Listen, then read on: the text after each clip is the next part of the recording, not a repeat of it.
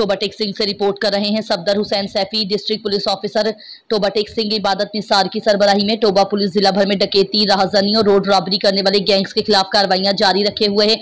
हालिया कार्रवाई में डीएसपी गोजरा आफ्ताब अहमद की सरबराही में एसएचओ थाना सदर गोजरा मामूल आजमान पुलिस पर मुश्तमिल टीम ने इंटेलिजेंस इंफॉर्मेशन मुखबर की इतला पर कार्रवाई करते हुए गोजरा और उसके गिरदोनवा में डकैती, राहजनी और रॉबरी की वारदातें करने वाले उस्मान मसीह डकैत गैंग के 2 मुल्जिमान को सरगना समेत गिरफ्तार किया, जिनमें सरगना गैंग उस्मान वल्द सरदार मसीह कौम ईसाई सकना चक नंबर 418 जींबे, नियाज शाह वल्द जिया शाह कौम सैयद सकना चक नंबर 358 जींबे शामिल हैं।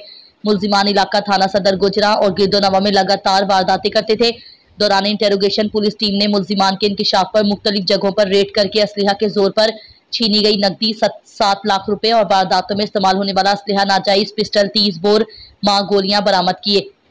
मुल्जिमान का रिकॉर्ड चेक करने पर मुल्जिमान थाना सदर गुजरा को डकैती, राहजनी और रॉबरी के मुतादिद मुकदमात में मतलूब थे।